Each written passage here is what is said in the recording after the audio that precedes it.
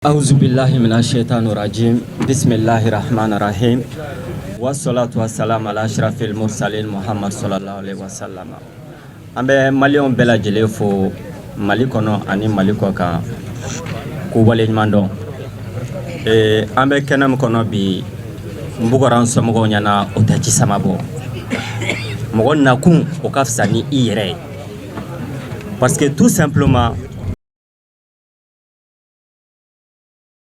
Ali kono mogo chama de ba fo ko pourquoi ko transition tise ka wuli ka bikini papier dronta ka foku ka ta ka bom Mali kono ko kafsa on boulevard la tagay ko kafsa on palais de la culture la tagay ko kafsa on be marché mununa dugu kono na.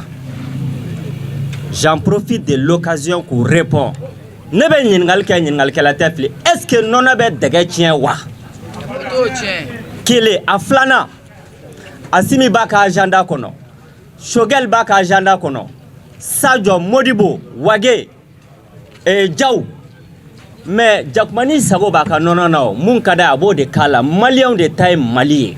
Donc personne ne peut aimer le Mali plus que les Maliens. Ni Maliens ko kangata sramu fait bi ameta au défait.